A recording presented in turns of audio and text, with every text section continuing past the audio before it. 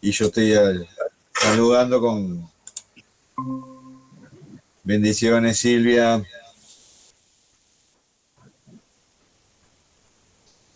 Espero que estén bien todos. ¿Están ¿Todo bien? bien? ¿Y la mamá cómo está? Hablé con ella hace una hora más o menos. Estaba mejor, gracias a Dios. Ah, qué bueno. Todavía está en emergencia porque Sí. le tienen que bajar el calcio iónico, creo que es. ¿Tá? Ah, Que eso produce, bueno, le puede producir un infarto o también un pequeño severo, porque oh, eso va a la sangre.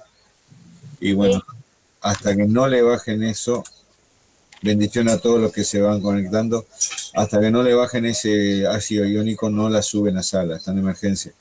claro. Bueno, Ya, que el Señor está en el control y claro, sin duda, sin duda, sin sí, duda. Así está que bueno, ahora estaba hablando con ella y justo entraban, bendiciones, bendiciones, justo entraban a hacer un análisis de sangre. ¿Tá? sí, Así que bueno, si hoy a las 10 de la noche ya bajó a valores más aceptables, ya la suben a sala. ¿Ah? bien, bien. Así que bueno, y después, ¿qué ahora tienen que hacer biopsia? No se sabe todavía si el tumor es benigno o maligno. Sí. Así que hay que hacer biopsia y bueno, mi pobre madre está hace 20 días que la tienen atomizada con examen. Con examen. Bueno, pero por lo menos se están preocupando por ella. Sí, más o menos te diré, Silvia, más Sí. o menos. Ah, que los médicos hay que andar atrás y así mismo no es fácil, ¿no?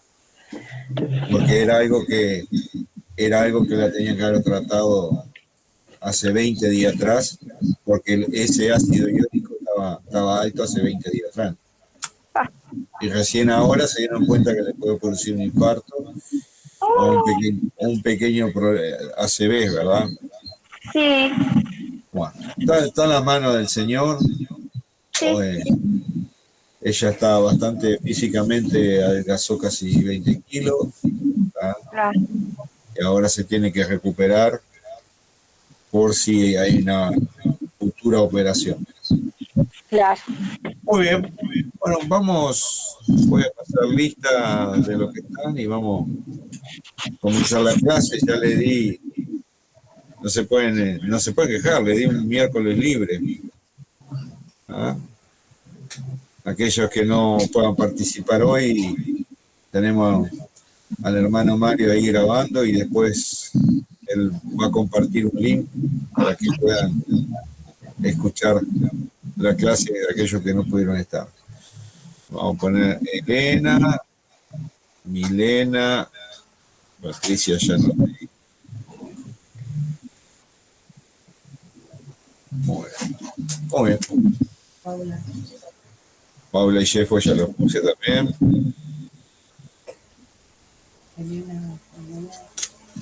Muy bien, vamos a orar y vamos a seguir con el punto de la muerte de Cristo, ¿verdad? Que hay puntos muy interesantes y que vamos a tratar de poder explicarlos con claridad. Y siempre, como digo, vamos a ir repasando. La clase que viene voy a hacer un repaso general de lo que hemos visto de Cristología para que juntos podamos recordar. Bendiciones, Sandra. ¿Cómo estás? ¿Mejoraste? Sandra también está pasando un gripe bastante complicada. Proceso de recuperación, pero hoy mejor. Proceso de recuperación. Bueno, si Dios quiere ya nos vamos a recuperar todo. Yo también ya me estoy recuperando, gracias a Dios, ya me recuperé bastante bien. Así que bueno, el aire de Montevideo me hizo bien. Bueno, vamos a orar para empezar. Señor Jesús, te doy gracias por esta clase. Grande es tu bondad y tu misericordia. Y si dudáramos de ella, Señor, es porque no te conocemos, ni hemos entendido quién eres tú. Ni siquiera hemos entendido tus atributos, ni lo que has colocado en nosotros. Bondad es sinónimo de bueno, y el único ser bueno sobre la faz del universo, sobre el infinito, eres tú, Señor. Y tú tienes el control de todas las cosas porque tú eres omnipotente, Padre. Bendice la clase de esta noche. Abre no solamente nuestra mente, sino nuestro corazón, Padre. Alcanza nuestra voluntad, Señor. Te lo pido en el nombre poderoso de Jesús. Que tu misericordia y tu gracia, Señor, sean insondables para con nosotros y tú nos sostengas con tu mano derecha. Te lo pido en el nombre poderoso de Jesús. Amén y amén. Muy bien. Vamos a compartir clase, pantalla mejor dicho.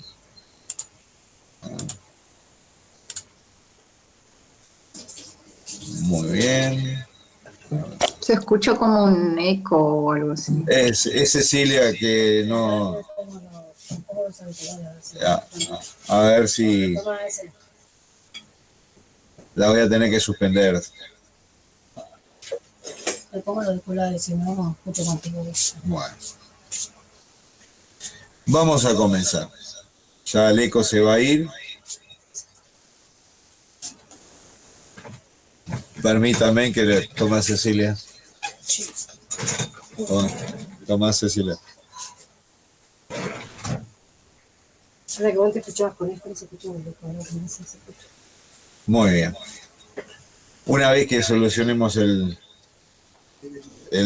tema del eco, para que quede la grabación bien hecha, comienzo. ¿Ah? Después yo arreglo con la Luna Cecilia una sanción. Sí, perfecto, ahora sí. Muy bien, la muerte de Cristo. Y vamos allá. Vamos a abrocharnos los cinturones y vamos a despegar. Y habíamos quedado por aquí. Estábamos en la muerte de Cristo, la conclusión en cuanto a la necesidad de su muerte, ¿verdad? Y hay dos preguntas que son necesarias que usted y yo tengamos claro. Y esto es algo que tendríamos que grabar en nuestra mente y en nuestro corazón. ¿Fue necesario que Él muriera? Y si fue necesario, ¿por qué? Tenemos Lucas 9:22 como una respuesta. Y diciendo, es necesario que el Hijo del Hombre padezca, o sea, el mismo Cristo está diciendo, es necesario que el Hijo del Hombre padezca, y ahí vemos Hijo de Hombre, o sea, naturaleza humana, ¿verdad? Siempre ya entendemos que la persona de Cristo es esa unión hipostática de su naturaleza humana y su naturaleza divina. ¿Ah? Así que decir Hijo del Hombre solamente está resaltando su humanidad. ¿Por qué? Porque dice, es necesario que el Hijo del Hombre padezca muchas cosas, no algunas, y sea desechado por los ancianos, por los principales sacerdotes, por los escribas, y sea muerto y resucite. Así que aquí tenemos palabras, ¿verdad?, que denota y nos muestran su naturaleza humana. Nos centramos en la necesidad de que Él muriese, y claro que dentro de la necesidad de la muerte de Cristo está relacionado 100% con su naturaleza humana. Así que nuestro Señor declara que es necesario que el Hijo del Hombre padezca.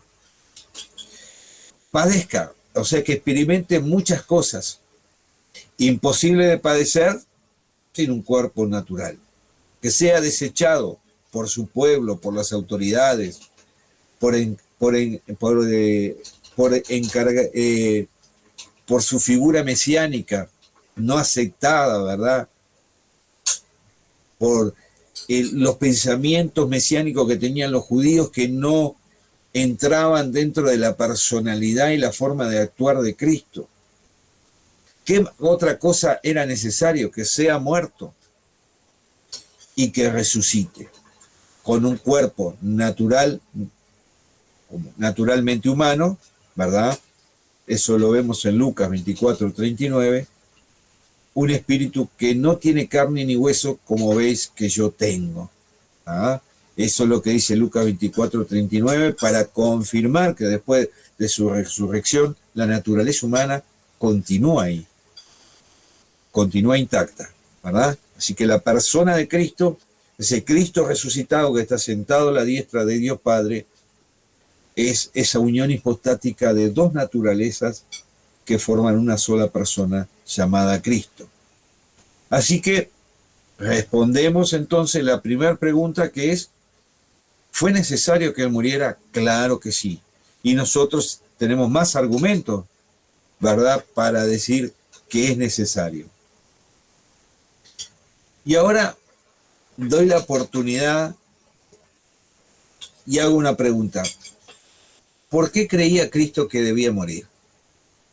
¿Ah? ¿Por qué él tenía el pensamiento de que debía morir? ¿O por qué murió Cristo? Y hay una pregunta ahí en la pantalla. ¿Qué piensa usted? Y doy oportunidad a que participen. Hemos visto hasta ahora, hemos visto su persistencia, hemos visto su deidad, hemos visto su naturaleza humana, su encarnación, su nacimiento virginal, hemos visto la unión hipostática, y ahora estamos viendo lo que está relacionado justamente con ese Cristo encarnado, con la obra de la cruz, su muerte, su resurrección. ¿Por qué creía Cristo que debía morir? ¿Ah? ¿Qué piensa usted? ¿Qué piensa usted de por qué Cristo era necesario? Sí, adelante, por favor.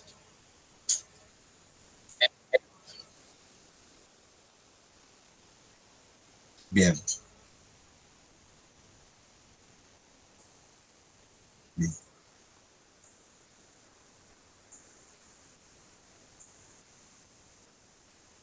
Bien, bien.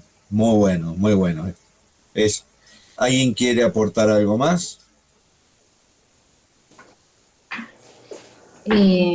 Bueno, y también porque Jesucristo Sí. era el sacrificio perfecto, ¿no? El único aceptado por el Padre perfectamente.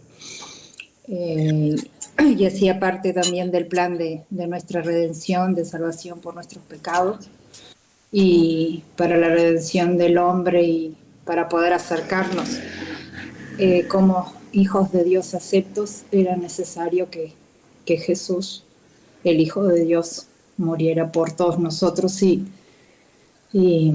llevara sobre sí nuestros pecados. Muy bien, perfecto. Imagínense que usted va por la calle, acá yo no estoy dando, no voy a dar nota por esto, estamos participando solamente en la idea de pensar juntos y pensar en voz alta, ¿verdad? Usted va por la calle y le hacen una pregunta, ¿por qué Cristo murió? ¿Verdad? Ya tenemos una respuesta que lo vimos ahí en Lucas, ¿verdad? Y lo vimos en Mateo, que era necesario de que el Hijo del Hombre muriera. Y ahí hay sus razones. Tenemos una de las tantas razones que podemos encontrar. ¿Alguien más se anima? Usted se encuentra en la calle con un testigo de Jehová que no cree en la encarnación de Cristo, que no cree en la unión hipostática, que no cree que en su deidad ni en su persistencia, ¿verdad? Y le hace esa pregunta y usted tiene que argumentarla con un testigo de Jehová, ¿verdad? La necesidad de la muerte de Cristo. ¿Por qué Cristo debía morir? ¿Y usted qué le dice? A ver. Dice en Génesis, también habla de que Tenés que abrir el micrófono. ¿Está hablando Cecilia? Está abierto mi micrófono. ¿Me escuchás? No, no. Porque está... Sí, se escucha. Se escucha, sí, está. Bien. No, que en Génesis explica que por un hombre entró el pecado y que por un hombre tenía que cumplirse se convierte, no me acuerdo bien cómo dice. Pero era para ver, no me acuerdo bien cómo dice el versículo. Génesis 3:15. Vamos a dar la oportunidad a Cecilia, que mientras vos, si que otro quiere participar, Cecilia busca Génesis 3:15 y ella ahí lo lee. Que de Génesis 3:15 tenemos que ir, para entender lo de Génesis 3:15, tenemos que ir a Romanos 5, ¿verdad? Que habla del reino adánico y del reino de Cristo. Muy bien. ¿Alguien más quiere decir, aportar, mientras Cecilia está buscando Génesis 3:15? Bueno, que no se encuentre con ningún testigo de Jehová, ¿eh? Es lo único que le puedo decir. Muy bien, vamos a darle la oportunidad a Cecilia que lea Génesis 3:15 y continuamos. Haré que tú y la mujer sean Sí, es ese. Haré que tú y la mujer sean enemigos, lo mismo que tu descendencia y su descendencia te aplastará la cabeza y tú le morirás en el salón. Sí. Que yo digo. Lo que tú estás diciendo, Cecilia, se encuentra en Romanos capítulo 5. Pero el contexto Génesis 3:5, que es el pacto adánico. Muy bien. Entonces, continuamos, ¿les parece? Yo sé que algunos no participan por vergüenza, ¿verdad? Pero si les da vergüenza y se anima a después a responder esta pregunta por mensaje de texto, lo ponen en el grupo y también puede participar de esa manera. Algunos se expresan mejor escribiendo que hablando. Eso nos pasa a todos. ¿Por qué creía Cristo que debía de morir? Y ahora nosotros vamos a encontrar las respuestas que están en sus notas. Todo lo que estamos viendo está en sus notas. Cristo se impuso a sí mismo voluntariamente la necesidad de su muerte. No fue impuesta sobre él por el destino ni por las circunstancias, ¿verdad? Y ahí tenemos dos referencias bíblicas que vamos a estar leyendo: Juan capítulo 14 al 18 y Filipenses 2:8. Dice así, yo voy a leer solo el versículo 17 y 18, que es la referencia que yo quiero disertar en esta noche. Por eso me ama el Padre. Esto es Jesucristo, ¿verdad? Juan capítulo 10 habla del buen pastor, habla de que él es la puerta estrecha, ¿verdad? Habla de los ladrones, de los falsos pastores, ¿verdad? Ese es el contexto de estos versículos. Por eso me ama el Padre. A ver, vamos a ver cuál es uno de los tantos motivos en que el Padre ama al Hijo. Porque yo pongo mi vida para volverla a tomar. O sea, acá vemos que es voluntariamente, que Él, como es Dios, y acá tenemos un versículo para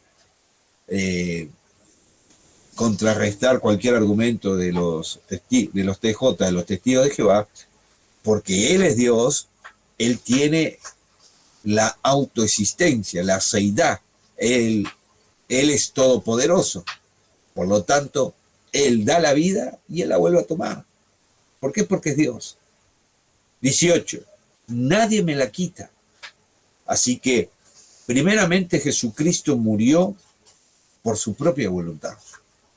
No fue Satanás que lo mató. Satanás fue un instrumento.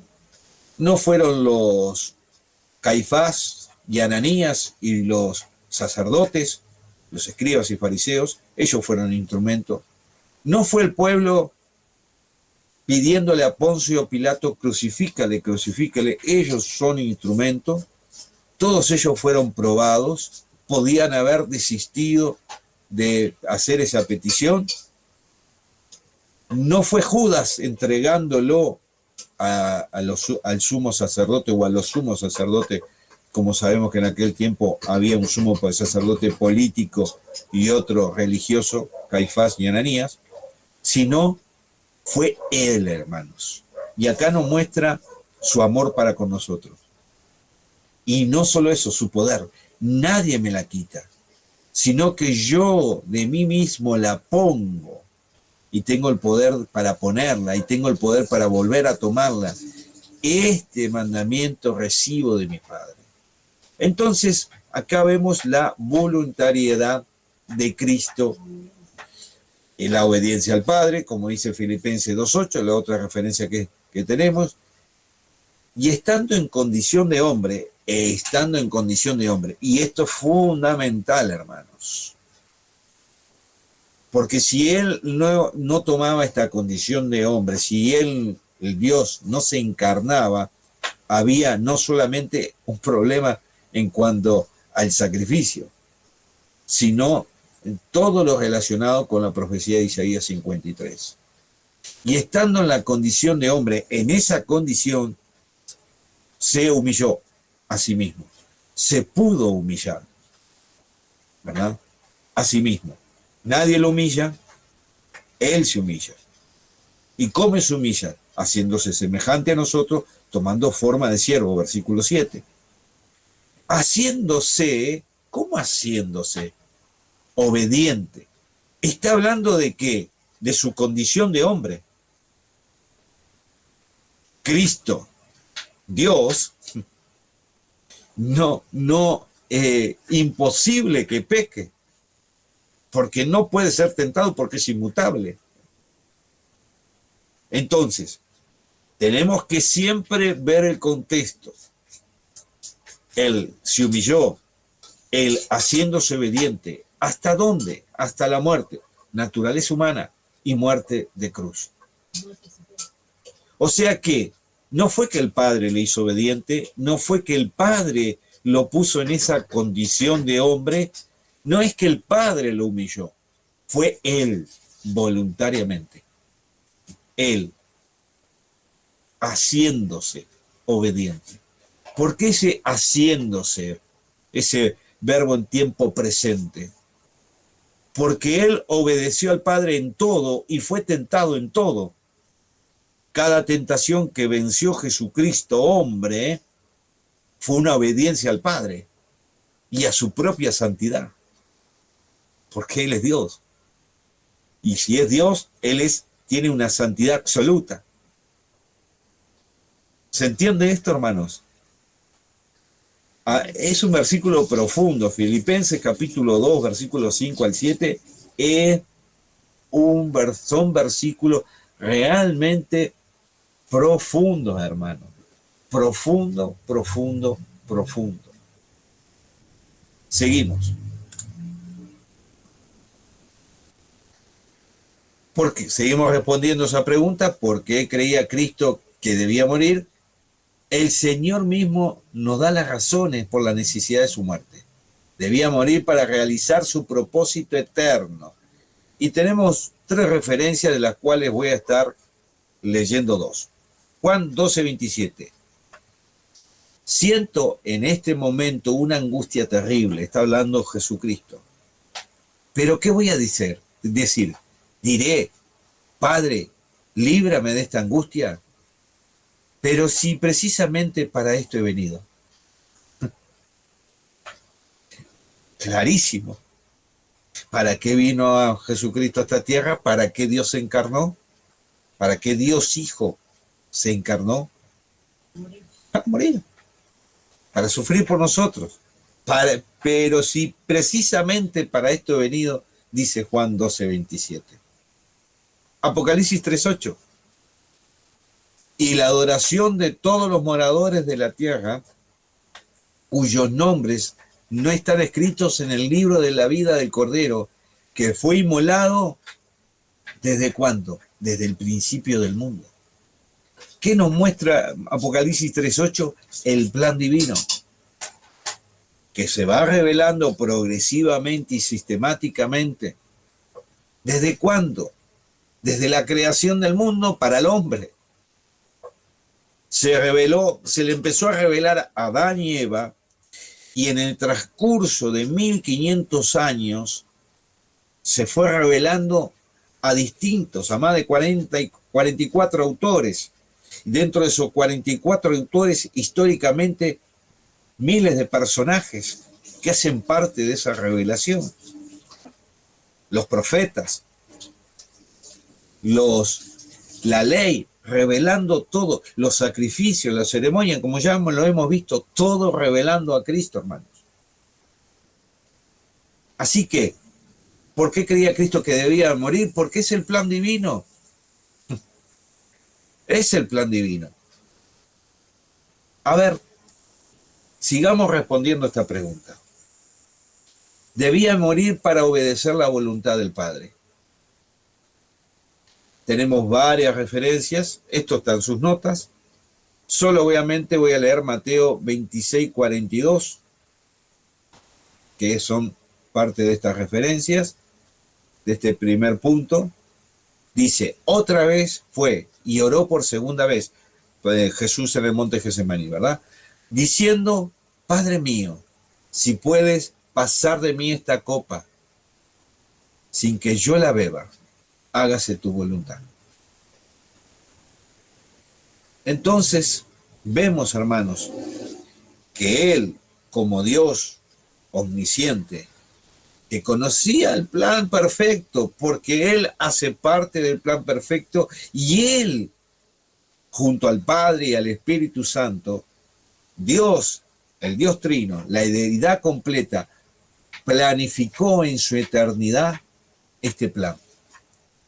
En la línea infinita de su eternidad, colocó cronos, un tiempo cronológico, desde que empezó a iniciarse desde la creación del hombre hasta los tiempos actuales y continuará hasta su segunda venida y hasta que su reino sea establecido y toda la palabra de Dios se cumpla, el pacto davínico de un reino eterno se cumpla, el pacto abránico de una tierra prometida se cumpla. ¿Por qué más Cristo debía morir? Debía morir para cumplir las profecías, como bien decía el hermano Mario. Y acá tenemos alguna, ¿verdad? Tenemos Mateo 26, 52, 54, Lucas 24, 44 al 46, los discípulos camino a Emaús, ¿verdad? ¿Se acuerdan? Que él dice que él les mostró las escrituras, la ley, los profetas que hablaban de él. O sea, yo me imagino en mi cabeza que Jesús le dio un sermón que no está registrado en el libro de Lucas, un sermón cronológico de la revelación de sí mismo, para mostrarle algo que ellos no estaban entendiendo, porque ellos salieron del lugar donde Jesús le dijo a sus discípulos que debían permanecer, que era Jerusalén. Y Jesús, resucitado, se le apareció. Usted conoce la historia. Yo voy a leer la referencia de Mateo 26, 52 y 54. Entonces Jesús le dijo, vuelve tu espada a su lugar, porque los que tomen a espada perecerán. Esto es cuando la multitud junto con Judas iba a apresar a Jesús en el monte Getsemaní. Usted conoce la historia, no me voy a detener en eso. Versículo 23. Pregunta, ¿acaso piensas que no puedo ahora orar a mi Padre y que Él me daría más de 12 legiones de ángeles? Hermanos, acá está mostrando su poder. Versículo 54. Otra pregunta que tiene que ver con las profecías que se tenían que cumplir. ¿Cómo entonces si cumplirían las escrituras de que es necesario que así se haga? O sea, en ese momento, Pedro, en un arrebato humano, cargado de buenas intenciones y de querer proteger a su amado Señor, estaba haciendo impedimento a lo que estaba escrito en la profecía. ¿Ah? Y debía morir para ser a los hombres participantes de su propia vida eterna. Qué importante esto. Y esto me remonta a, por ejemplo, Romanos 6, que nos habla claramente cómo juntamente con Él somos sepultados para muerte, pero juntamente con Él somos resucitados para vida. ¿Qué es lo que muere cuando somos sepultados? El cuerpo de pecado, la vieja naturaleza. Por eso esa idea fantasiosa, mística, ¿verdad? Ese dogma de que el viejo hombre vuelve, no es bíblico. Es antibíblico, porque el hombre de pecado, cuando nosotros realmente entregamos nuestra vida a Cristo, cuando nosotros nos arrepentimos, colocamos nuestra fe en Él, nos volvemos a Él, nos convertimos, hay una regeneración, un nuevo nacimiento, usted ya lo sabe. Y esa regeneración, ese proceso de regeneración, tiene que primero pasar por una muerte. ¿Qué muerte? La del cuerpo del pecado. Como claramente está en Romanos capítulo 6, no recuerdo si versículo 3 o 4. ¿Ah? Entonces, hermanos, Él debía de morir para hacernos partícipe de su resurrección, de la vida eterna. Continuamos. Preguntas. ¿En qué precisamente consiste su muerte? Romanos 6:4. Romanos 6:4, muy bien. Gracias a mi secretaria. ¿Qué es la muerte? Son preguntas interesantes y vamos a tratar de verla pausadamente. Usted tiene la mayoría de estas definiciones, están en las notas, ¿verdad? Hay más material que yo he agregado en esta noche. Consiste en 2 separaciones. Y vamos a ver cuáles son esas separaciones, esas 2 separaciones. ¿Ah? La separación de Dios, Génesis 2:17, 3, 6 y 22 al 24, ¿verdad? Y la separación entre el espíritu y el cuerpo, y tenemos ahí una referencia de Génesis 35, 18 y 19, que es la muerte de Raquel. ¿Ah? Cuando la Biblia se usa la palabra muerte, ¿verdad? Está hablando de muerte de los seres humanos, ¿verdad? Esa lleva la idea de separación. ¿Ah? Y es ahí donde esa separación, ¿verdad?, se divide en estas 2 experiencias. ¿Qué es el infierno, hermanos? El infierno no es solamente un lugar de juicio eterno. El infierno es un lugar de separación. Como usted y yo, por la gracia y misericordia de Dios, si hemos realmente entregado nuestra vida, ¿verdad?, estaremos una eternidad con Él. De la misma manera que aquellos que no quisieron entregar su vida a Cristo, estarán eternamente separados de Dios. ¿Por qué? ¿Qué es lo que separó a Dios del hombre? El pecado. Y sin santidad nadie podrá ver a Dios. Sin un nuevo nacimiento, sin una redención, sin un pago de precio por nuestros pecados, sin una justificación, sin ser declarado justo por la sangre de Cristo, sin una santificación, sin ser declarados santos, separados de Dios, ¿verdad? Sin una unión con Cristo. Y así podíamos poner ejemplos que todos los puntos que se ven dentro de la soterología, la salvación. Entonces, sin ese proceso, hermanos, es imposible, como estaremos viendo ahora en breve, es imposible, sin pasar por la obra de Cristo, llegar a Dios. Es imposible. La referencia de Génesis 35, 18 y 19 dice así: y aconteció que al salirse el alma, ¿ah?, y aclara ahí la 60, pues murió, como si no entendiéramos, llamó su nombre Benoni, o sea, le quiso colocar ese nombre, mas su padre le llamó Benjamín. Así murió Raquel y fue sepultada en el camino de Efrata, la cual es Belén.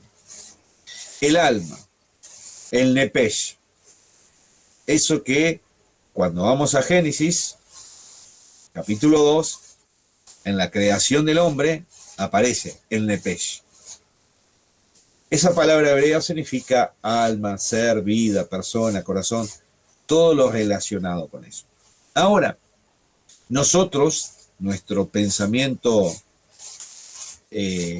occidental, obviamente influenciado por la cultura griega, ¿verdad?, cultura helenística, que también está en el Antiguo Testamento, y lo vemos en las cartas del apóstol Pablo, ¿verdad?, tienen una idea distinta de lo que el hebreo piensa sobre lo que es la composición del ser, podríamos decir así.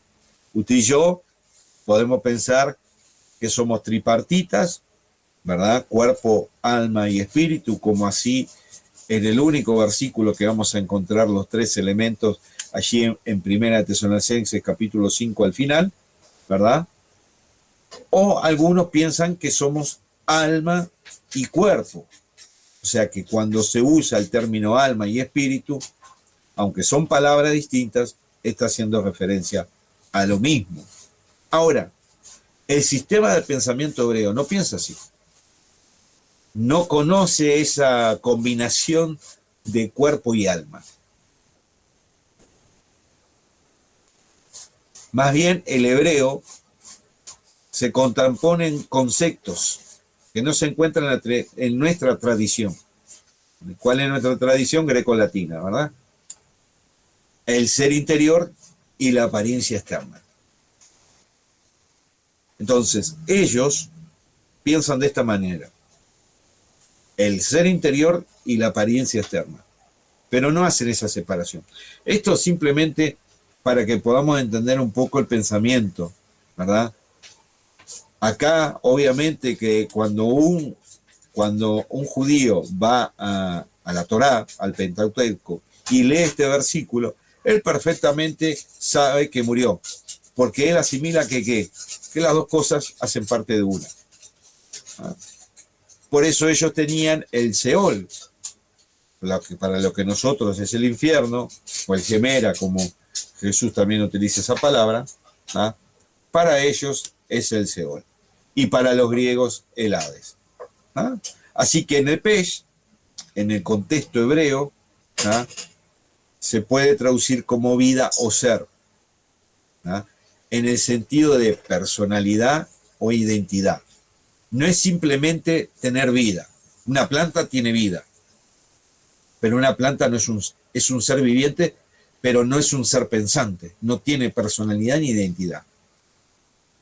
¿Entienden cuál es la diferencia entre el hombre y el resto de lo creado? Que el hombre tiene identidad, tiene el nepesh de Dios, la imagen de Dios colocada en él. Muy bien, aclarado esto, continuamos con nuestro tema. Separación de Dios. Tenemos Mateo 27:46, dice así: cerca de la hora novena, Jesús clamó a gran voz, diciendo: Elí, Elí, sabatení, esto es: Dios mío, ¿por qué me has desamparado? Vemos en este relato, como lo he hablado tantas veces, vemos en este relato no solamente el cumplimiento de la profecía del Salmo 22, versículo 1, sino también vemos esa separación por un instante, por una milésima de segundo, del Padre y del Hijo. Y ahora vamos a ver los errores doctrinales que hay en cuanto a esta separación. En cuanto a esta separación, es un misterio, hermanos, que ningún hombre puede profundizar o entender a ciencia cierta. Ningún teólogo. Podemos sacar ciertas conclusiones, pero nunca entenderemos ni la magnitud de la separación, ni el tiempo real de la separación, ¿verdad? De cómo el Hijo Eterno, que es uno con el Padre, podría separarse, ¿verdad? O ser desamparado por el Padre. Y acá entendemos entonces no solo ese momento, ese instante que debe haber sido obviamente doloroso para el Hijo, sino el costo de nuestro pecado, el precio de nuestro pecado. Pero ¿qué es lo que sabemos, hermano? Sabemos que Él tomó nuestro lugar, que llevó en sí mismo su pecado, sustitución, entró en nuestra condenación, Él tomó nuestras maldiciones, pues Cristo tuvo que pasar por la oscuridad solo, hermanos, desamparado por Dios. El tiempo cronológico que haya sido, pero Él tuvo que pasarlo solo, porque el Padre, en su santidad absoluta, en su ser divino, no encarnado, no podía estar en eso, amparar al Hijo, porque Él que estaba cargando nuestros pecados. Yo quise graficar, en sus notas está explicado cada uno de estos 3 puntos, pero yo quise graficar para que de esta manera, el que pueda ver la pantalla preste atención, de esta manera podamos ver gráficamente los errores doctrinales en cuanto a esta separación del Hijo y del Padre. Primer error, la muestra de Cristo no fue una separación metafísica de las dos personas de la deidad. ¿Ah? ¿Qué significa metafísica? Bueno, metafísica es una palabra griega, se usa mucho en la filosofía, ¿verdad? Y tiene que ver meta, más allá, y física, o en griego sería física, eso significa físico, ¿verdad? Lo que literalmente significaría más allá de lo físico. ¿Ah? Eso es el primer error, hermanos. Porque si no, Juan 10:30, que dice, mi Padre y yo uno somos, ¿verdad? Sería una falacia, una mentira. Entonces, primer error doctrinal, no hubo una separación metafísica del Padre. Vamos al segundo ejemplo, que también es un error doctrinal. No fue una separación personal entre las dos naturalezas, divina y humana. O sea que muere la humana y se aparta la naturaleza divina, ¿verdad? Queda sola la naturaleza humana en la cruz, padeciendo, muriendo, llevando los pecados, y una vez que resucita vuelve a la naturaleza divina. No, la Biblia no enseña eso. ¿Ah? ¿Por qué? Porque eso destruiría lo que hemos visto hasta ahora, que es la encarnación y la persona de Cristo. También haría imposible que Cristo padeciera personalmente. Porque si decimos que solo quedó su naturaleza humana, decimos que Cristo se aparta de esa naturaleza, podríamos pensar de ese cajón, de ese cuerpo, entonces Cristo no padeció. El que padeció fue ese cajón, esa naturaleza humana. ¿No?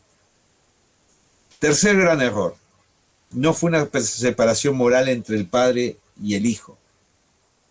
El Padre nunca amó más al Hijo que cuando estaba en el Calvario. Miren lo que dice Juan 10:17. Por eso me ama el Padre, porque yo pongo mi vida para volverla a tomar. Lo que leímos hace un instante. Yo pongo mi vida para volverla a tomar. Entonces, hermanos, estos son 3 errores doctrinales y ahora vamos a entender qué significa la muerte de Cristo. Hasta acá hemos visto la naturaleza de la muerte de Cristo, ahora vamos a entrar en el punto siguiente, que es qué significa la muerte de Cristo y poder entender un poco más este tema que acabamos de ver.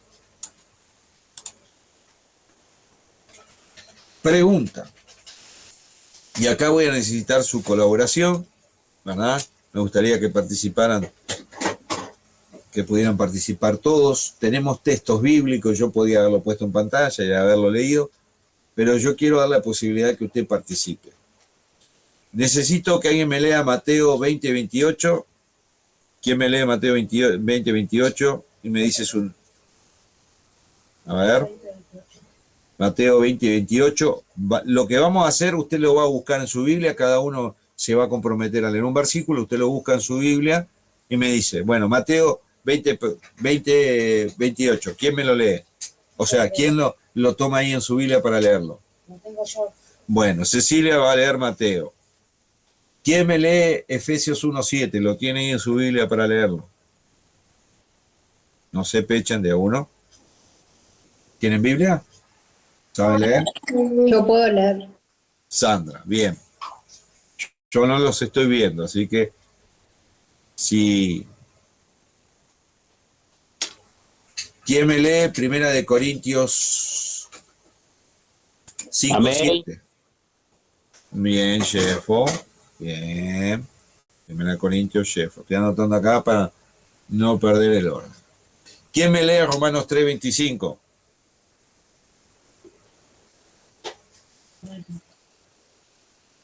Bueno, te tocó Romanos 3:25 entonces. Bien. ¿Quién me lee Romanos 5, versículo 10 y 11? Están ahí en la pantalla y van a estar todo el tiempo por si alguno se le va. A ver. Tengo por lo menos 6 hermanos más participando en la clase. Yo leo. Patricia. Romanos 5, versículo 10 y 11. ¿Ah? Cualquier cosa lo tienen ahí en su pantalla y a medida que vayamos avanzando van a estar ahí, no se van a ir. Muy bien. Isaías 53:10. Yo leo. Silvia, muy bien. Isaías 53:10, Silvia. Y para los que quedan ahí sin lectura, Efesios 5:2. ¿Quién me lee Efesios 5:2? Yo leo. Vamos a darle oportunidad. Bueno, Cecilia dice que lee Efesios 5:2. Muy bien. Ahora que tenemos todo cubierto, lo demás, no sé si están participando en la clase o cocinando. Es un chiste, sonría que Jesús le ama. Muy bien. Acá hay, ¿para qué todos estos versículos? Porque vamos a responder estas preguntas para entender el significado de la muerte de Cristo. ¿Cómo interpretamos la muerte de Cristo? Él murió, eso es un hecho, pero ¿qué significa? Y eso es lo que vamos a responder. ¿Qué significa la muerte de Cristo? Y vamos allá. Primer texto, Mateo 20:28, lo va a leer mi amada esposa. ¿Escuchan? ¿Todos escuchan ahí? Porque del mismo modo el Hijo del Hombre no vino para que les sirva, sino para servir y para dar su vida en rescate por una multitud. Muy bien. Dios, habla hoy. Sí, yo me di cuenta que no es Reina Valera. La Biblia revela el significado de la muerte de Cristo por medio de varios términos e ideas. Y eso es lo que vamos a ver. Lo que acaba de leer Cecilia, Mateo 20:28, esto está en sus notas. El significado, ¿por qué la muerte de Cristo? ¿Verdad? ¿Cuál es el significado revelado? Significa rescate. ¿Verdad? Tenemos el versículo, lo tengo acá en Reina Valera. Como el Hijo del Hombre no vino para ser servido, sino para servir y miren cuántos propósitos hay aquí. No vino para ser servido, primer propósito, sino para servir, segundo propósito, tercer propósito. Dentro de ese servicio, no lo saque esta parte B del texto de su contexto, dentro de ese servicio. ¿Y qué servicio? Llevar su vida. En este caso es entregar su vida. Y para dar su vida a rescate por muchos. Entonces, lo primero que vemos es el griego lutrón, ¿verdad? O sea, el precio que se paga por rescatar. Es la palabra rescate, en griego es lutrón. ¿Ah? No dice por todos, dice por muchos. Así que el primer significado de la muerte de Cristo, la primera idea o término es rescate. Efesios 1:7, Sandra, lo tenés tú, por favor. Te pido que lo leas. Sí, dice, en quien tenemos redención por su sangre, el perdón de pecados según las riquezas de su gracia. Amén, muchas gracias. Significa redención. La palabra griega es apolutrosis, o sea, una liberación obtenida por la entrega de un precio. Era el precio que se pagaba por un esclavo. Ahí acabamos de leer Efesios 1:7, en quien tenemos redención. O sea, ¿Y cuál es el medio de esa redención? ¿Fue oro? ¿Fue plata? ¿Fue bonos del tesoro? No, ahí dice su sangre. Ese es el medio, su sangre. Y por su sangre, no solamente que paga el precio de nuestra culpa, sino que tenemos el perdón de pecados según la riqueza de su gracia. Así que, en cuanto al significado de la muerte de Cristo, significa redención. Vamos a 1 Corintios 5:7. ¿Quién lo tiene? Era Jefo. Hey, Lea, por favor. limpiaos pues de la vieja levadura, para que seáis nueva masa, como sois sin levadura, porque nuestra Pascua, que es Cristo, ya fue sacrificada por nosotros. Bien, ya fue sacrificada por nosotros, y ahí queda claro que la Pascua, ¿verdad? Éxodo capítulo 12 y 13, ¿verdad? El Pesach, la primera fiesta de las 4 fiestas judías de la primavera, el Pesach, una fiesta muy importante para el pueblo judío, que significaba liberación. Pero para que esa liberación ocurriera como ocurrió, ¿cuál fue el precio? Aparte del cordero pascual sacrificado, para que el ángel de la muerte no entrara en las casas de los judíos, de aquellos judíos y aquellos que aceptaban, ¿verdad?, la fe en el Dios de los judíos. La muerte de los primogénitos. Así que la muerte de Cristo significa el sacrificio pascual, como lo vemos ahí clarísimamente. Dice, limpiaos pues de la vieja levadura, para que seáis nueva masa, sin levadura como sois. ¿Por qué está usando el término de sin levadura? Bueno, porque enseguida de la fiesta que se comía pan sin levadura, ¿verdad? Todos los alimentos de la Pascua son alimentos que se hacían en la rápida. ¿Por qué? Porque representaba una salida, iba a representar una salida rápida de Egipto. Y se recuerda eso, ¿verdad? Pero enseguida de las Pascuas vienen los 7 días del Masach, de Hat Masab, de los panes sin levadura. Entonces, para un judío, que Pablo aparentemente aquí hay, dentro de lo que es la gran comunidad de Corintios, también hay judíos, dice, está hablando de esa figura del pan sin levadura, como sois. ¿Por qué? Explicación. Porque nuestra Pascua, que es Cristo, ya fue sacrificada por nosotros. Entonces, la muerte de Cristo significa el sacrificio pascual. Continuamos. El hermano Mario tiene Romanos 3:25. Si me lo lee, por favor.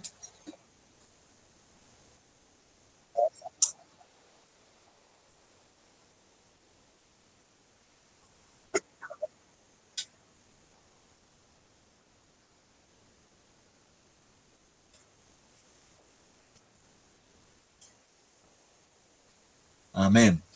Muy bien. ¿Qué versión es esa, Mario? Sí, me di cuenta. Gracias, Mario. Así que ahí está el término propiciación, ¿verdad? Del griego hilasterio, que tiene la idea de aplacar o hacer aceptable, ¿verdad? Se une a una ofrenda que santificase a un Dios justo. Entonces, Romanos 3:25, a quien Dios puso como propiciación, como sacrificio que aceptable, por medio de la fe en su sangre. ¿Vio otra vez la sangre? Cada vez que encontramos la sangre a referencia de Cristo, es imposible separarlo del sacrificio de Cristo. Sin sacrificio en la cruz, sin la muerte de Cristo, ¿verdad? El significado de la muerte de Cristo, no podía haber derramamiento de sangre, y sin sangre no hay redención. No hay propiciación. El propósito, estoy leyendo Romanos 3:25 en la 60, para manifestar su justicia, a causa de haber pasado por alto en su paciencia los pecados pasados. Cuando uno va al libro de Romanos, capítulo 1 al 3, 3:23, nos va a capítulo 1, 2 y 3, perdón, nos va a hablar, va a tocar la condenación del hombre. Capítulo 4 y 5, la santificación o justificación, perdón. Capítulo 4 y 5. 6, 7 y 8, la santificación. Entonces el libro de Romanos se va dividiendo, se divide de esa manera en estos temas. Entonces, dentro del capítulo 3 estamos en el tema de la condenación. Y acá está hablando de que Romanos 3:23, usted y yo lo sabemos de memoria, por cuando todos pecaron, están destituidos de la gloria de Dios. ¿A usted le parece justo que por el pecado de Adán, toda la humanidad, si no hubiera un plan de salvación, muriera condenado? Si no hubiera una propiciación, perdón. Claro que no es justo. Por eso es que el versículo dice, a quien Dios puso por propiciación por medio de la fe en su sangre, para propósito manifestar su justicia. Nadie que muera, nadie que vaya al infierno puede decir que Dios no le amó y que Dios no le dio la oportunidad de salvación. Nadie. Y la explicación está en Romanos capítulo 1 y capítulo 2. Capítulo 1, versículo 18 al versículo 25, 26, si la memoria no me falla. Ahí habla de que nadie que muera no ha pasado por la revelación o la manifestación de Dios. Romanos 5, versículos 10 y 11 lo tenía para leer Patricia. Porque si siendo enemigos fuimos reconciliados con Dios por la muerte de su Hijo, mucho más, estando reconciliados, seremos salvos por su vida. Y no solo esto, sino que también nos gloriamos en Dios por el Señor nuestro Jesucristo, por quien hemos recibido ahora la reconciliación. Amén. Muchas gracias, Patricia. ¿Qué más significa la muerte de Cristo? Significa reconciliación. La palabra reconciliación, ahí fuiste reconciliado con Dios. El medio, ¿cuál es el medio? Por la muerte de su Hijo. ¿Vio? El otro era por la sangre, por medio de la fe en su sangre. Ahora estamos aquí y el medio es por la muerte de su Hijo. Recordemos que por indica medio. ¿Ah? La palabra es katayazo, que significa cambiar. ¿Ah? O sea, sustitución, tomar el lugar, como así en los sacrificios levíticos, el cordero tomaba el lugar de quien lo llevaba, ¿verdad? Entonces dice, ¿por qué? Si siendo enemigos, esta era la condición, muertos nuestros delitos y pecados, Efesios capítulo 2, versículo 1 al 5, fuimos, obviamente el apóstol Pablo se incluye, reconciliados con Dios por la muerte de su Hijo, mucho más, estando ya reconciliados, o sea, habiendo nacido de nuevo por colocar nuestra fe y habernos arrepentido y vueltonos a Dios, seremos salvos por su vida. Otra vez el contraste de muerte y vida. Muerte y resurrección. Y esto es el capítulo 5, obviamente va a ser el preámbulo de lo que va a desarrollar en el Romanos 6. Versículo 11. Y no solo esto, por si no alcanza, sino que también nos gloriamos en Dios. ¿Y qué es gloriarnos? Gloriarnos es poner nuestra esperanza en la gloria futura. No estamos en el cielo hablando corporalmente, espiritualmente sí. Gloriarnos significa tener la certeza de nuestra salvación. Gloriarnos significa creer en las promesas futuras que están en la Biblia. sino también nos gloriamos en Dios por, otra vez, el medio, por el Señor Jesucristo, por quien hemos recibido ahora, tiempo presente, la reconciliación.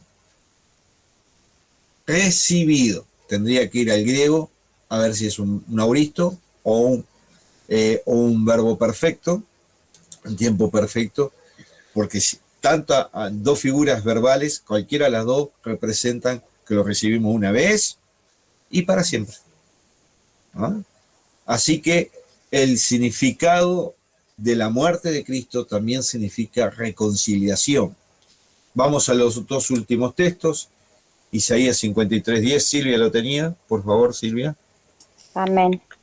Con todo eso Jehová quiso quebrantarlo, sujetándole a padecimiento, cuando haya puesto su vida en expiación por el pecado, verá linaje, vivirá por largos días, y la voluntad de Jehová será su mano prosperada. Amén, amén. Ya conocemos Isaías 53:10, ¿verdad? O sea, el cántico del siervo. Y aquí, este texto, que obviamente está en hebreo, nos va a hablar que la muerte de Cristo significa una expiación. La palabra hebrea es kafar, o sea, cubrir, ¿ah? Con referencia al Antiguo Testamento, pero en el Nuevo es quitar, o sea, lo que quita el pecado. Vamos ya para concluir al texto de Efesios 5:2, que lo tiene Cecilia. Sí. Y andad en amor, como también Cristo nos amó y se entregó a sí mismo por nosotros, ofrenda, sacrificio a Dios en olor fragante. Amén. Andá en amor. Andá, verbo imperativo, tiempo presente. ¿Cuándo debemos andar en amor? En todo el tiempo. Es una orden. Como también Cristo nos amó. Oh, mire qué alta que está la vara, ¿no? Es alta esa vara, ¿no? Andá en amor, como también Cristo nos amó. Y no solamente nos amó, y este pasaje también, el versículo 21, va a dar la misma idea de amor y entrega, ¿verdad? Y se entregó a sí mismo por nosotros. ¿Quién se entregó? Él, a sí mismo, por nosotros. Ofrenda, sacrificio a Dios en olor fragante. Usted y yo sabemos que el olor fragante está haciendo referencia a los sacrificios de Levítico, capítulo 1, versículo 1 al 7, ¿verdad?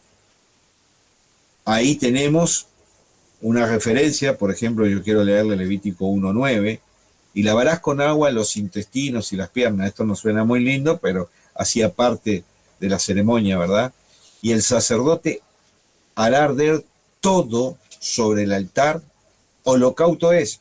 El holocausto es uno de los 5 sacrificios, que es el sacrificio por el pecado. Ofrenda encendida de olor grato para Jehová.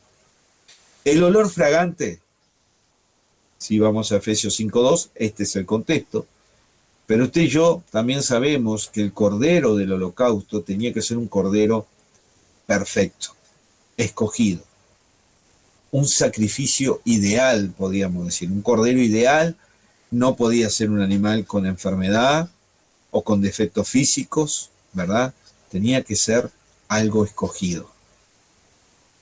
Y vaya si Jesucristo, que es el Cordero inmolado, es el escogido. ¿El escogido para qué? Lo que dice Efesios 5:2. Y se entregó a sí mismo por nosotros, ofrenda. No solo ofrenda, sacrificio a Dios en olor grato. Así que también el significado de su muerte es una ofrenda y sacrificio a Dios en olor fragante, olor grato. ¿Ah? Recordemos que esta ofrenda era voluntaria y esto era lo que agradaba a Dios. Continuamos. Dentro del significado de la muerte de Cristo. La Biblia revela el significado de la muerte de Cristo por medio de varios términos, ideas, es lo que venimos viendo, y aquí vamos a ver el sacrificio sustitutorio. Y ahora vamos a ver qué significa eso. Este término no se encuentra en la Biblia, no vamos a encontrar esta palabra, como tampoco se encuentra en Trinidad, ¿verdad?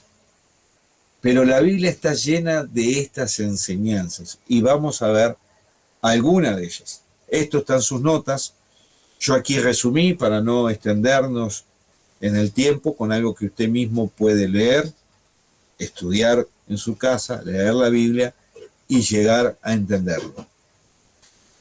Primero, la sustitución es enseñada por declaración directa. O sea, ¿qué significa declaración directa? Que se expresa claramente, aunque no haya la palabra sustitución, se expresa claramente en el texto. Gálatas 3:13, hay varias referencias, usted después las lee en su casa tranquilo, yo voy a hacer solamente una referencia por cada punto. Gálatas 3:13 dice, Cristo nos redimió. Ya usted y yo sabemos que redimir es el pago por el precio por nuestros pecados y culpa. ¿De qué nos redimió? ¿Qué fue lo que nos? De la maldición de la ley. ¿Por qué la maldición de la ley? Porque la ley muestra el pecado y el pecado, la paga del pecado es muerte. Hecho por nosotros maldición. Ahí está la frase que nos muestra sustitución. Él tomando nuestro lugar, haciéndose maldito. Nosotros somos los que nacemos condenados y en maldición. Pero Él se hizo maldito.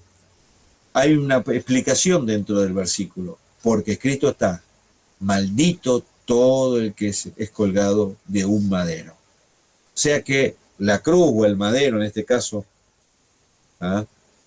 no, para mí, teológicamente no me hace la diferencia que sea una cruz o solamente un poste. Lo importante es el sacrificio, ¿verdad? Ambos dos sistemas eran un sistema que lo empezaron a utilizar el imperio medo-persa, lo perfeccionaron los griegos y los que mal usaron fueron los romanos. Sea de cualquiera de las dos maneras, era un sistema de tortura y muerte espantoso, hermano. Así que es un detalle, la forma, sea un poste o una cruz es un detalle. ¿Ah? Acá lo importante es lo que ella representa, y ella representa maldición. ¿Quiénes que estábamos condenados? Nosotros. Entonces vemos en Gálatas 3:13 una declaración directa de que Él tomó nuestro lugar. Lo segundo que podemos ver en cuanto a la sustitución, ¿verdad? Es que la sustitución, es enseñada por la preposición griega anti, que quiere decir por, o en lugar de. ¿Ah? Ahí tenemos Mateo 20:28, que lo leyó hoy Cecilia, y también tenemos Lucas 11:1. Dice Mateo 20:28, como el Hijo del Hombre no vino para servir, sino para ser servido y para dar su vida en rescate por. Ahí está la palabra griega anti, muchos. ¿Qué me está mostrando esto? Que Él se colocó con la sustitución, tiene que ver que Él se colocó como medio de salvación. ¿Ah?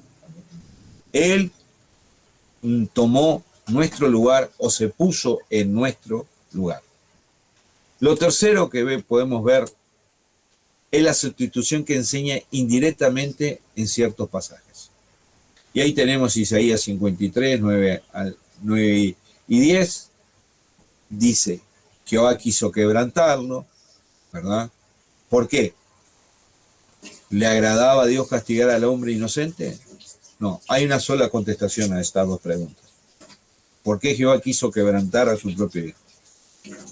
Cristo sufrió en lugar de los pecadores.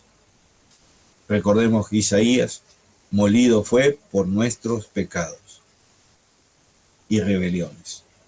y el castigo de nuestra paz fue sobre él.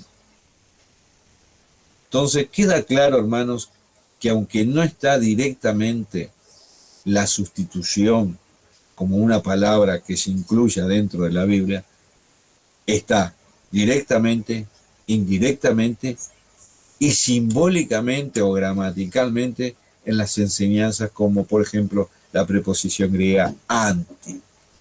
¿Qué más podemos ver de la sustitución? Esto está ampliamente descrito en las notas.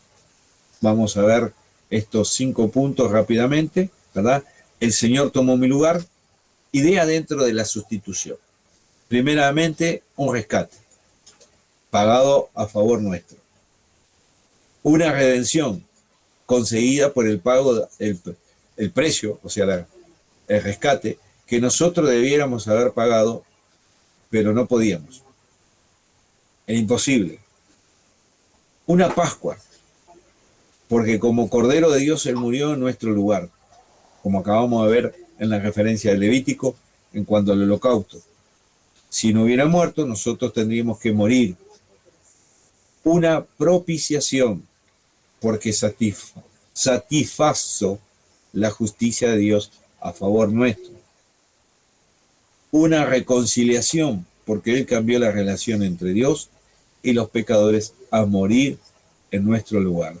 Una ofrenda por el pecado, porque Él murió en lugar del que había pecado, o sea, de nosotros. Entonces, hermano, la sustitución que también se ve dentro de lo que es la salvación es importantísima, pero no puede haber una sustitución si no hay una naturaleza humana,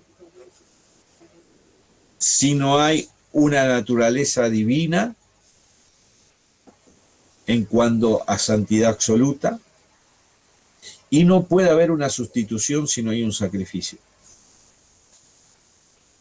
Entonces, ¿será acaso que los holocaustos, los sacrificios por la culpa, por el pecado, las oblaciones, los sacrificios de Levítico 1 al capítulo 7, serán que no representan el maravilloso único sacrificio?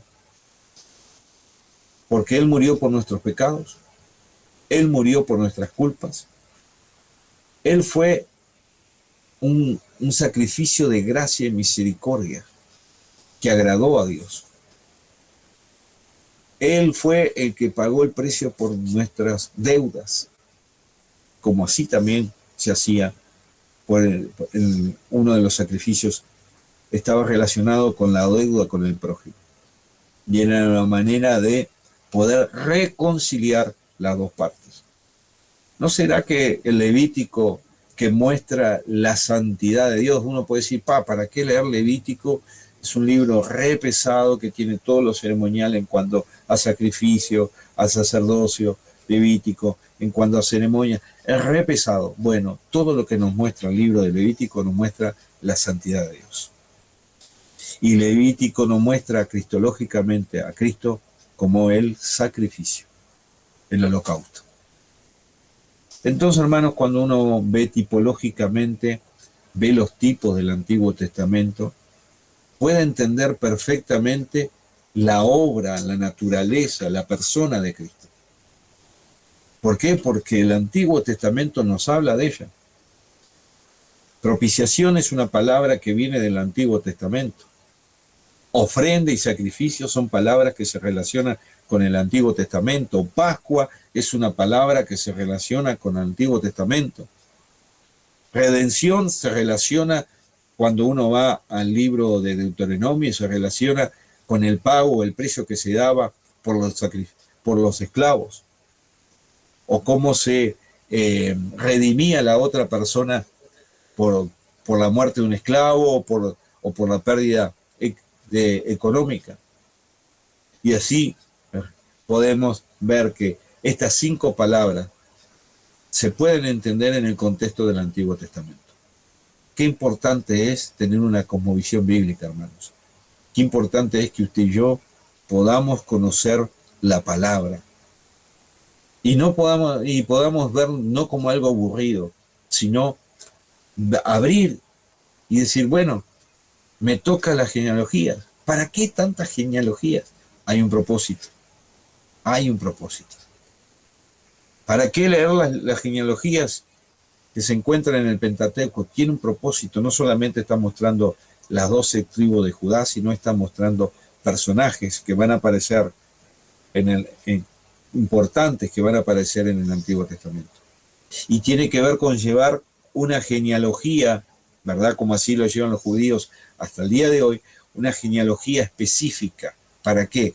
Para cuando viniera el tiempo del nacimiento del Mesías, hubiera material histórico, hubiera documentación histórica para decir, este es descendiente de David, como lo vemos en Mateo capítulo 1 y 1. Vamos a seguir con el resultado de la muerte de Cristo, y hay una pregunta más para contestar en esta noche. ¿Qué se logró con su muerte? ¡Wow! ¡Qué pregunta!, ¿no? Respuesta. Aquí entramos en un campo tan amplio como el universo. No hay cosa en el cielo, en la tierra, ni debajo de la tierra, que no fue en alguna manera afectada por la cruz de Cristo. Nada jamás será lo mismo desde que Cristo murió. Y ahí podemos ver el resultado de la relación con los creyentes. Ahí en página 57 de su nota hay 12 puntos, los cuales no voy a dar esta noche por un tema de tiempo, pero le pido que aquellos que tienen su nota lo lean,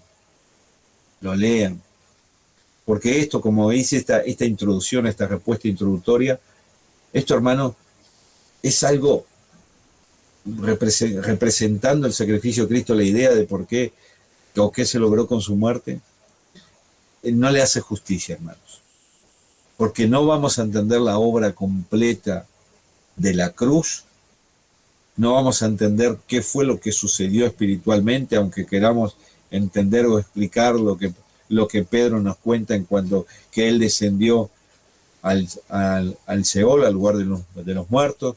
No vamos a entender qué representa la llave de la muerte, su simbolismo, su figura. ¿Por qué? Porque son misterios de Dios. Pero un día, usted y yo, lo que hoy nos cuesta entender, nos será revelado con tanta claridad que solamente tendremos la eternidad para asombrarnos y maravillarnos y gloriarnos junto a nuestro amado Señor. El resultado de la relación con la totalidad de la humanidad. Acá tenemos 3 referencias. Tenemos 2 Corintios 5:14, tenemos Hebreos 2:9 y 1 Timoteo 2:6 para desarrollar esta idea. El resultado de la relación con la totalidad de la humanidad. Cuando hablamos de relación, estamos hablando de la relación que surge por medio del sacrificio, por medio de la muerte con Cristo. Los tópicos que no vimos, que lo dejé para que usted lo vea, nos va a mostrar esa relación con el creyente, ¿verdad? Ahora, estos 3 versículos nos van a mostrar la totalidad, o sea, nos muestra la sombra, porque no es la totalidad, pero muestra la sombra de la obra de la cruz.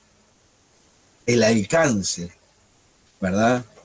Un alcance que, vuelvo a decir, cada punto que vemos no es lo completo en cuanto a la explicación. Es apenas, como dice, la punta del iceberg. 2 Corintios 5:14. ¿Por qué? Explicación. El amor de Cristo nos constriñe. Pensando esto, mire, esto lo dice el apóstol Pablo, nos constriñe. O sea, nos toca lo más adentro, que si uno murió por todos, luego todos murieron. Acá nos muestra el alcance. ¿Por qué murió Cristo? Por todos. Y acá nos muestra esa relación, ¿verdad? Como Juan 3:16, que usted y yo lo sabemos de memoria, porque de tal manera amó Dios al mundo que ha dado su Hijo unigénito para que en Él crea. O sea, amó al mundo, a todos, pero ahora viene lo particular, para que en Él crea, porque no todos van a creer. No se pierda, mas tenga vida eterna. ¿Hasta dónde es el alcance de la cruz? Para todos. Pero no todos creen. No todos van a poner su fe en Jesucristo. Hebreos 2:9. Pero vemos en aquel que fue hecho un poco menor que los ángeles, hablando de Cristo, ¿verdad? A Jesús, coronado de gloria y de honra a causa del padecimiento de la muerte. Propósito, para que por la gracia de Dios gustase la muerte por todos. Gustase la muerte por todos. O sea, el sacrificio de Jesús en la cruz no fue por algunos, fue por todos. Primera de Timoteo 2:6. El cual se dio a sí mismo en rescate por algunos, no, por todos, de los cuales se dio testimonio a su debido tiempo. Pregunta, ¿cómo debemos entender estos versículos, hermanos?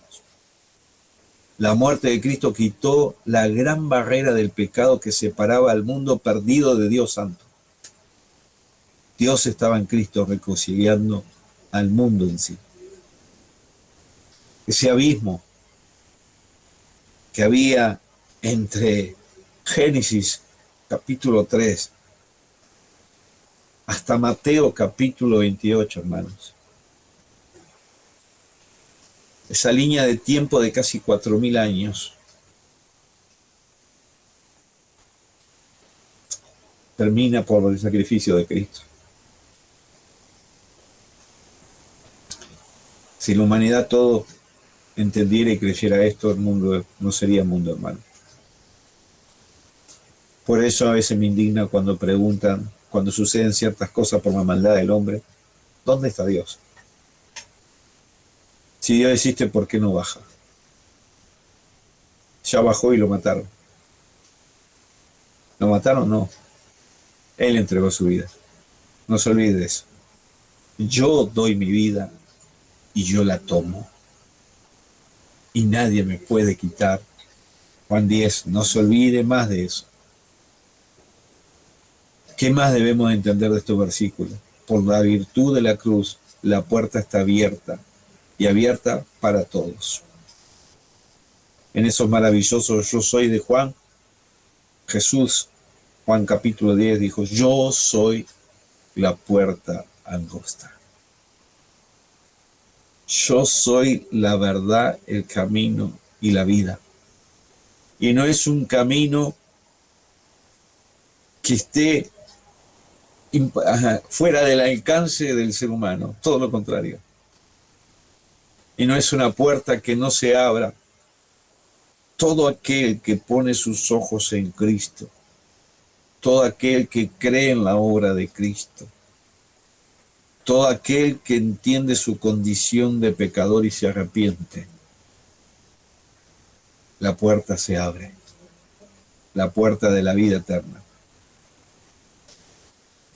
Y termina diciendo el pensamiento del libro, nuestra responsabilidad es decir al mundo que la puerta está abierta.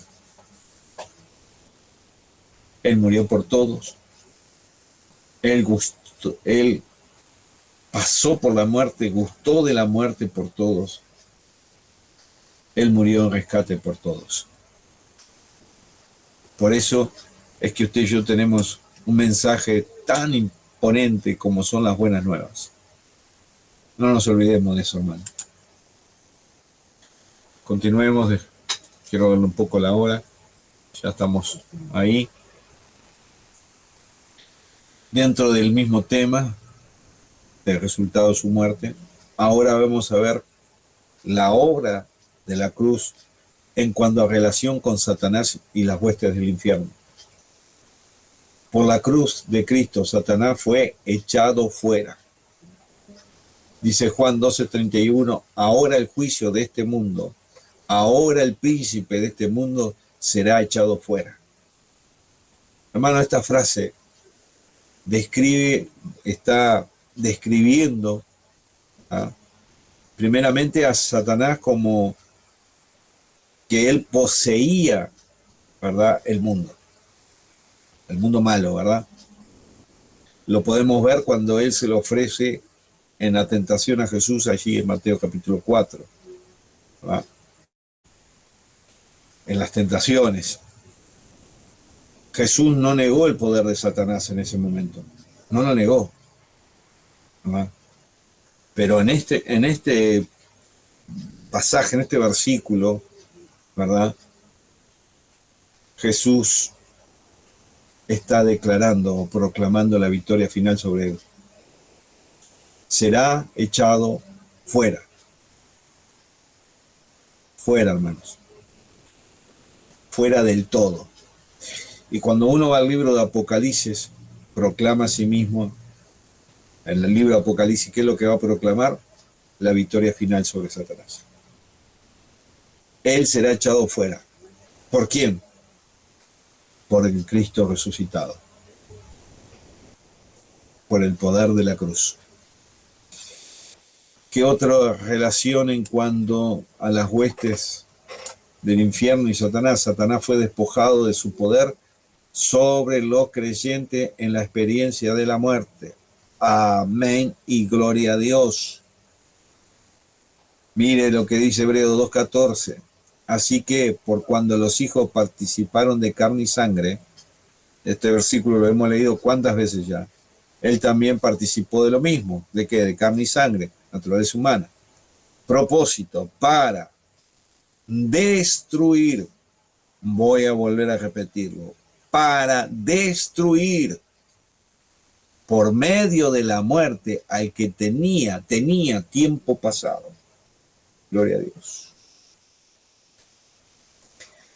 Tenía el imperio de la muerte. Esto es el diablo. Nosotros a veces le damos tanto poder a Satanás y metemos a Satanás hasta en la sopa.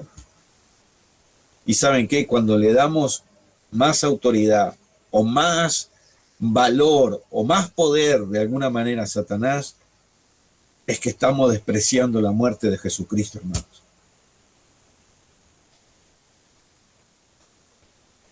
Hacemos guerra espiritual donde Cristo ya ganó la guerra y ya le pisó la cabeza. ¿Satanás existe? Sí. ¿Satanás es el príncipe del aire? Sí. ¿Satanás puede tentarnos? Sí. Pero usted y yo somos tentados primeramente por nuestras pasiones. La tentación arranca acá, no acá, hermanos. Esta frase, ¿no?, que tantas veces la he escuchado, ¿no? Satanás me atacó con tanto. Alguno quizá hasta pensó cuando la situación de mi mamá, el diablo está furioso. No, hermano. La situación de mi madre es la consecuencia de su pecado.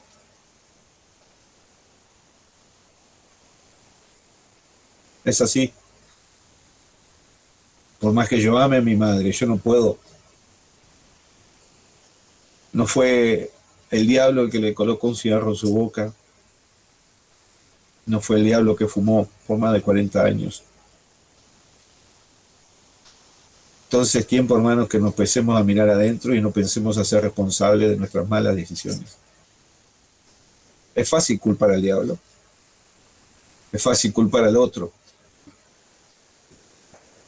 Pero Cristo nos enseñó a ver la vida de nuestro ojo. O sea, mirarnos para adentro, hermanos. ¿El diablo existe? Sí, existe. La Biblia me enseña eso. Pero no le demos la potestad a Satanás de cosas que él ya no tiene la potestad, hermanos. La pregunta es, ¿en qué Cristo cree usted? ¿En qué Cristo creo yo? Tercer punto. Satanás y sus huestes fueron despojadas de su poder para usar la ley contra nosotros. ¿Por qué la ley? Porque es la ley la que, como vimos en Gálatas, es la ley la que muestra el pecado. Es la ley. Por lo tanto, como la ley muestra el pecado, no, y el pecado es muerte, es la manera en que Satanás tiene o tenía en nuestras vidas, ¿verdad? De decir, de venir a Dios y decir, no, que él es un pecador. Si ahora Satanás se presenta como en Job capítulo 1, que no voy a poner yo como ejemplo para no poner a nadie y no ofender. Y le dice Satanás, le dice Dios a Satanás, ¿no has visto mi siervo Denis?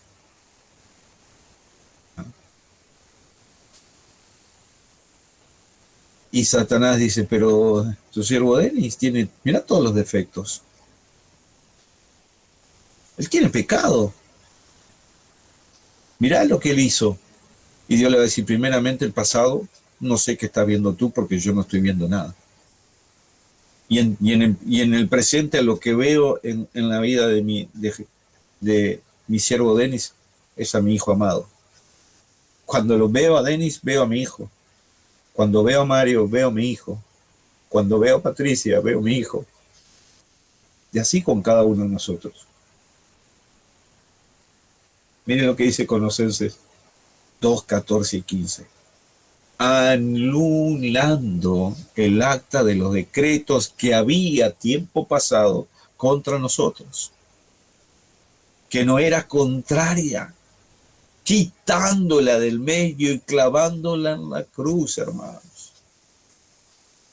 Hay hermanos, yo no puedo juzgar intenciones, yo no soy Dios, pero hay hermanos que andan buscando la maldición de la abuela. ¿Qué maldición, hermanos? Acá, miren los verbos, anulando, había, nos era, quitándola, clavándola.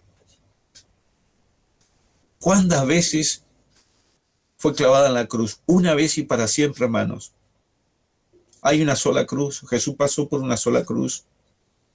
Versículo 15, y despojando a los principados y a las potestades, los exhibió públicamente, triunfando sobre ellos en la cruz.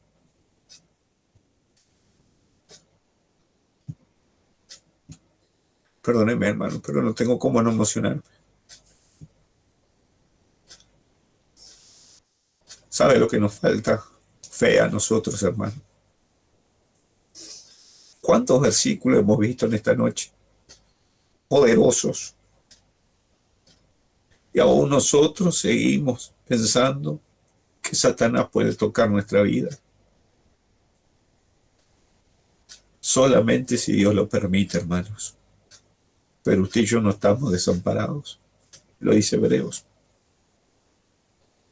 Usted y yo estamos a la mano del Dios Todopoderoso. ¿Quién? Dijo Jesús, Juan capítulo 10, ¿quién las arrebatará? ¿Quién las quitará de mi mano?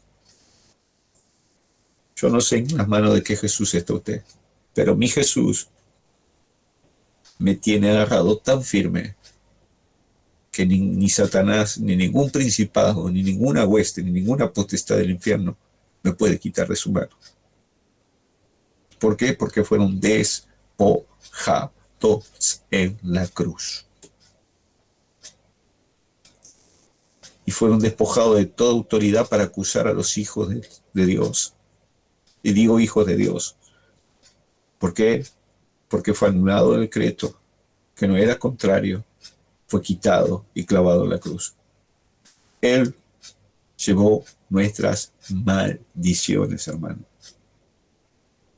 ¿Tiene alguna duda del resultado de la muerte de Cristo en esta noche? ¿Puede dudar? Yo le hago una pregunta para reflexionar. De todo lo que hemos visto, ¿le ha hecho crecer a su vida espiritual? ¿Ha fortalecido su fe?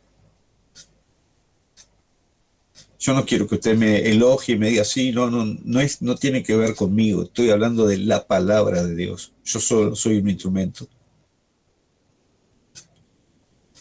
Si usted y yo entendemos, hermanos, lo que hemos visto en esta noche, y no solo lo entendemos, lo creemos, entonces a partir de hoy usted va a vivir de forma diferente. Usted va a creer que la muerte de Cristo es mucho más imponente, más potente, más gloriosa, más maravillosa de lo que usted entendía hasta hoy. Yo creo que es tiempo de confiar, porque fe, creer, hasta los demonios creen y tiemblan, pero recuerde, fe es confiar en Jesucristo. Pregunta lo que tenemos que hacer en esta noche: ¿confiamos en la obra de Cristo hecha en nuestras vidas? ¿O seguimos escarbando en el pasado? Nos seguimos echando la culpa de algo que hicimos hace 10 años atrás, o 5 años atrás, o 20 años atrás, o algo que no hicieron. No, yo soy así porque mi padre, o porque mi madre, o porque mi abuela. Suelte, hermanos. Usted ya fue hecho una nueva criatura. Lo que a usted le está faltando, lo que a mí me puede estar faltando, es fe. Y creer. Y sacar metanoia, cambio de mentalidad, sacar esos pensamientos de mí. Porque espiritualmente Él ya lo hizo una nueva criatura. Somos nosotros los que escarbamos una y otra vez en nuestra basura, en nuestro pasado, en nuestro lillo. Así que Jesús hizo una obra maravillosa en la cruz. Vamos a orar. Yo sé que quizás usted pensó que fui demasiado duro con el comentario que hice de mi madre. No fui duro. Es una realidad, hermano. Es una realidad. Y lo que puedo ver ahora es la gracia y misericordia de Dios trabajando en ella. Como lo ha pasado conmigo. Yo también he pagado las consecuencias de mi pecado. Yo también. ¿Quién debe cuidar de nuestra salud? Primeramente somos nosotros. Yo sé que cuando oro le digo, Señor, dame una buena salud, el Señor me dice, sí, yo te doy una buena salud, pero el 50% también sos vos, de lo que vos haces con tu cuerpo, lo que vos comés, lo que vos metés para adentro, como vos lo cuidás. Entonces, hermanos, empecémonos a ser responsables. Y cuando vengan las consecuencias, seamos honestos.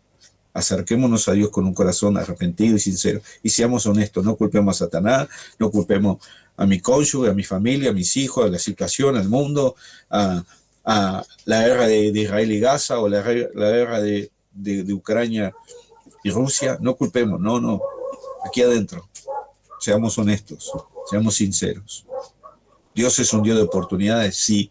Dios es un Dios de misericordia, sí. Dios tiene paciencia con nosotros, sí la tendrá. Dios tiene planes perfectos, sí, tiene un plan perfecto para ti y para mí.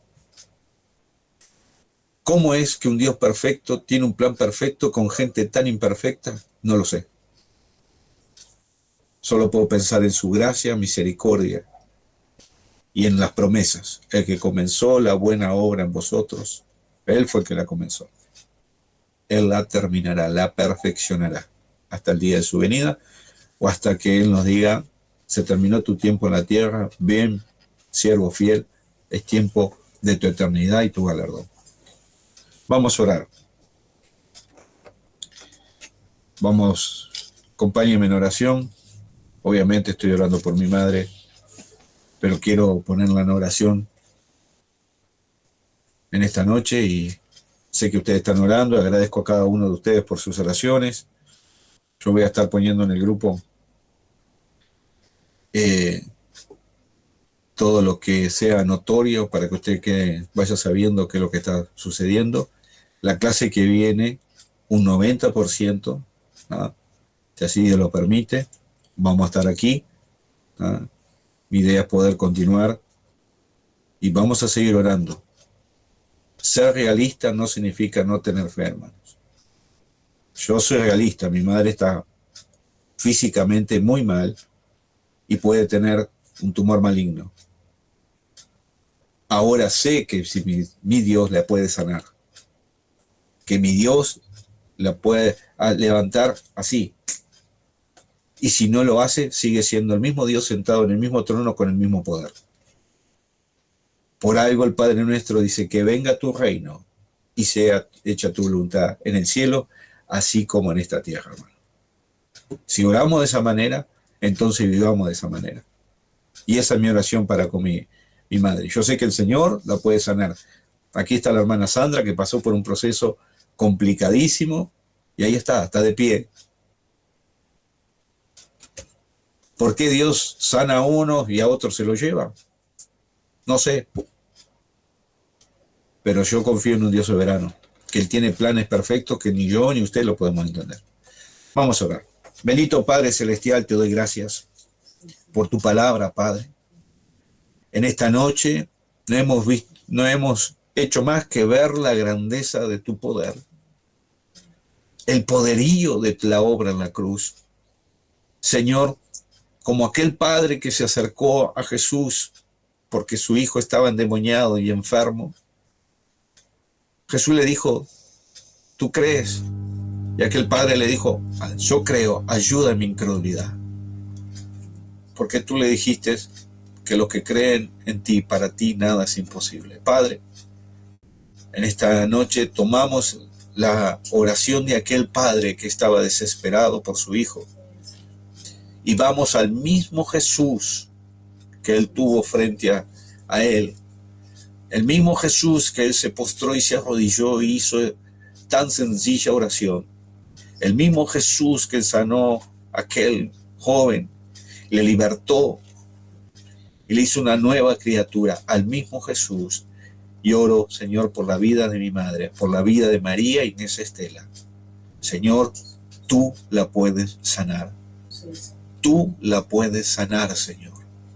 Tu mano de poder, Señor, no solo restaura nuestra alma, nuestra vida, y nos hace una nueva criatura, nos formas como la historia del alfarero, Señor, no solo que tú desarmas aquello que nos sirve, sino que armas, Señor, un vaso para tu honra, un vaso que tiene ese especial tesoro, como dice tu palabra. Padre, fortalece la vida de mi madre, sana, Señor, pero sobre todas las cosas sea hecha tu voluntad, así en el cielo como en esta tierra. Oro por mis hermanos, Señor, por las dificultades que cada uno de ellos estén pasando, por las pruebas, Señor, que esta palabra venga a animar su corazón, Señor. Si es problemas económicos, contento con lo que tenéis ahora, dice el Señor, porque no te dejaré ni te desampararé. Nosotros no estamos desamparados, Señor. Tú eres el Dios de la providencia. Tú nos sustentas en todas las cosas, pero tú sabes la que nosotros necesitamos, Señor, la medida justa, Padre. Si hay alguien que está pasando por enfermedad, por problema de salud, Señor, tu mano de poder sea tocando y sanando, Padre, fortaleciendo, Señor, te lo pido en el nombre de Jesús. Si hay alguien que esté debilitado en la fe, tu mano de poder sea tocándola, Padre, en el nombre poderoso de Jesús, animando al que está desanimado, Padre, levantando al que está caído, Señor, porque tú eres nuestra fortaleza, porque tú eres nuestro amparo, tú eres nuestro pronto auxilio, tú eres nuestro castillo fuerte, tú eres la roca de nuestra salvación, Padre. Toca en el nombre poderoso de Jesús. Señor, aquellos hermanos que no pudieron estar, tócale ahí donde se encuentren, Padre. Que al ver este video, Señor, sean ministrados, Padre, como tú ministraste nuestra vida en esta noche, Padre. Te lo pido, en el nombre poderoso de Jesús. Bendigo cada congregación representada aquí, cada siervo, Padre, cada pastor, Señor, bendigo en el nombre de Jesús. Y que tu palabra sea la buena semilla cayendo en la tierra del entendimiento, Padre, en esta noche. Te lo pido en el nombre poderoso de Jesús. Amén y amén. Que el Señor les bendiga. Bueno, van a tener la posibilidad de volver a ver la clase y de poder experimentar esto que nos, por su gracia y misericordia, nos dejó experimentar el Señor en esta noche. El Señor les bendiga. Y bueno, será hasta el miércoles. ¿No? Mire que no son lágrimas por la situación de mi madre. Yo lloro muchas veces con la palabra, lo que pasa es que no siempre tengo público. Así que bueno, Señor les bendiga y les fortalezca, y nos estamos viendo el miércoles, algunos nos vemos el domingo y otros nos veremos cuando Dios quiera. Bendiciones mil.